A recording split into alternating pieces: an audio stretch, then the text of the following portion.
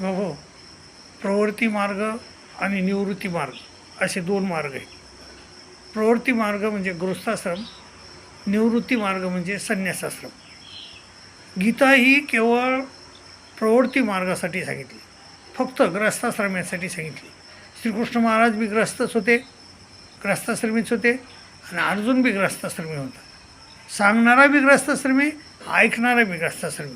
म्हणून इथं श्रीकृष्ण महाराजानं अर्जुनाला ग्रस्ताश्रमाला जे पचन, ग्रस्ताश्रमाला जे करता येईल त्याच गोष्टी इथं सांगितलेल्या गीतेमध्ये. त्यामुळं गीता ही ग्रस्ताश्रमानं अवश्य वाचायला पाहिजे. गीतेचं आचरण त्या ग्रस्ताश्रमानं आवश्यक करायला पाहिजे. कारण हा सगळ्यात परमेश्वर प्राप्तीचा सोपा मार्ग म्हणजे गीता आहे. ते गीतेमध्ये श्रीकृष्ण महाराज त्याला अर्जुनाला 6व्या अध्यायात म्हणले, अर्जुना तू योगी हो, योगी हो म्हणले, पण संन्यासी हो असं नाही म्हणले. कारण योगी म्हणजे कोण? योगी म्हणजे सतत परमेश्वराचं चिंतन करणारा माणूस.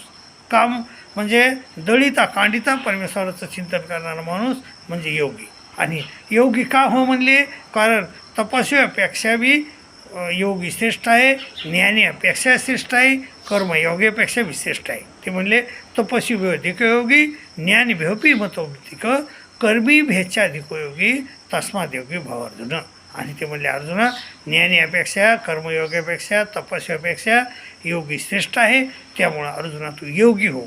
योगी म्हणजे सतत परमेश्वराचं चिंतन करणारा माणूस. तो सतत दळिता कांडिता तुझं तू काम करत असताना देखील मला विसरू नको, माझं चिंतन कर, असा सल्ला श्रीकृष्ण महाराजांना सोपा परमेश्वर प्राप्तीचा मार्ग आपल्याला श्रीकृष्ण महाराजांनी गीतेमध्ये सांगितला आहे.